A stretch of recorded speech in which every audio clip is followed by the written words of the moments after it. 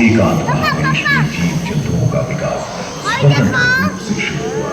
सबसे पहले पुष्प वाले पौधे धरती पर विकसित हुए एवं परागण के लिए कीट पतंगों के साथ संपर्क स्थापित हुआ। वे तेजी से धरती पर बढ़ने लगे। इसी समय पहली बार धरती पर सांपों का जन्म हुआ। डायनासोर में सबसे भयंकर था टिरानोसॉरस रेक्स। भूस्थल पर इसका ही राज चलता था। यह प्राय 12 मीटर लंबा यानी 2 मंजिला मकान के आकार का था।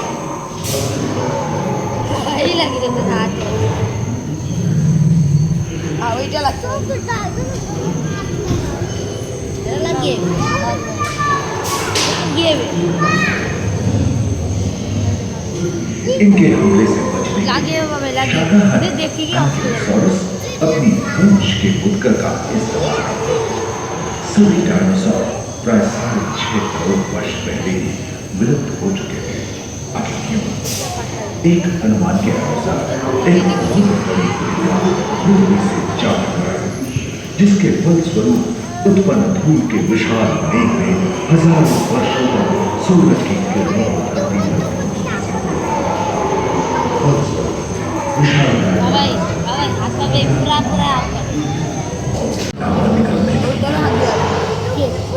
इसके फलस्वरूप आए भूकंप से विभिन्न भौगोलिक आकार एवं आकृतियां निर्मित हुई।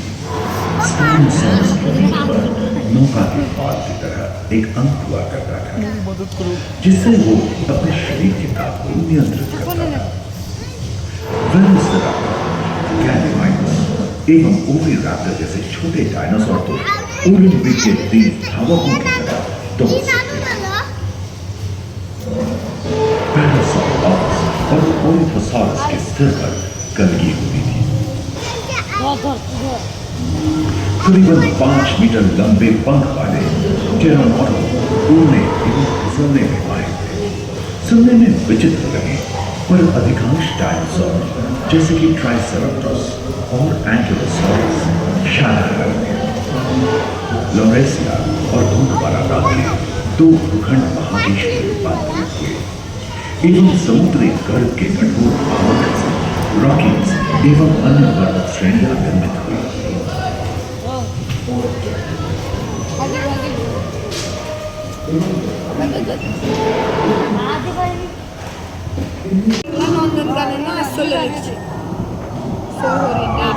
पृथ्वी के लंबे इतिहास की झांकी तो ऐसे कई लोग कहते हैं जब उत्तरी गोलार्ध के अधिकांश हिस्से बर्फ की चादरों से ढक गए थे, जो आइस एज के नाम से जाना जाता है।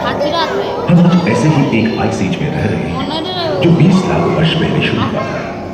रोईदार गेंडे, रोईदार स्तनपायी और कस्तूरी गायों ने अपने शरीर के रोमों की सहायता से शीतल जलवायु के साथ तालमेल बैठा लिया था। पुष्टभूमि आकार के गोलनुमा ग्लाइकोडोन जैसे विशाल पार्वतीय मौजूद थे। सिल्वरटूथ वाले बाघ और विशाल सिंह वाले हिरण जंगल में शान से विचरण करते थे। संभवतः सामने के दांत से मांस को चीरने फाड़ने में हुई अड़चन के कारण यह समय के साथ विलुप्त हो गए। वहीं दानव आकार के हिरण हिंसक जानवरों से बचने के लिए तेजी से नहीं भाग सकते थे।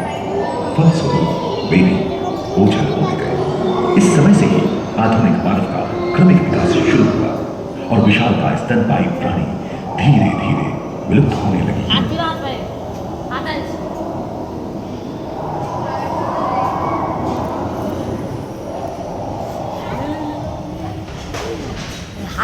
उम्मीद है कि आपको सफर में मजा आया हो, जहाँ जीवन विकसित होकर लाखों अन्य लोगों दूसरे ग्रहों पर ह्यूमन इवोल्यूशन पैदा होना में मानव की यात्रा और विज्ञान और तकनीक तथा अत्याधुनिक तकनीक की भारतीय विरासत का भी इसी और के पहले शोध पर आनंद ले।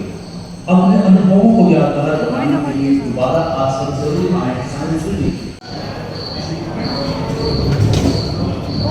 कहते हैं कि 460 करोड़ वर्ष पहले प्रचंड धूल के बवंडर से हमारे सौर जगत का जन्म हुआ। धीरे धीरे पृथ्वी शीतल होने लगी, बहुत सारे गैस बाहर निकलने लगे और पृथ्वी के चारों ओर वायुमंडल के रूप में छा गए। इन गैसों ने बिजली की कड़क और बादलों की गरज से मिलकर एमाइनो एसिड का निर्माण किया। प्राय 350 करोड़ वर्ष पहले प्रथम एक कोशिकीय जीव की रचना हुई।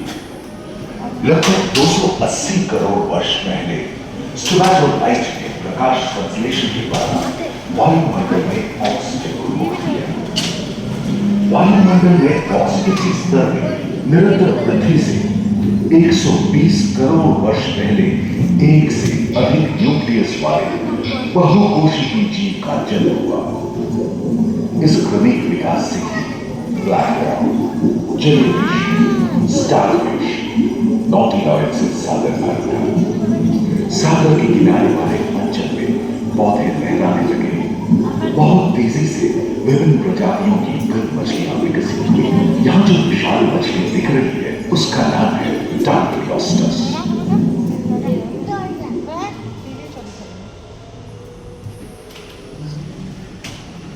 Gracias.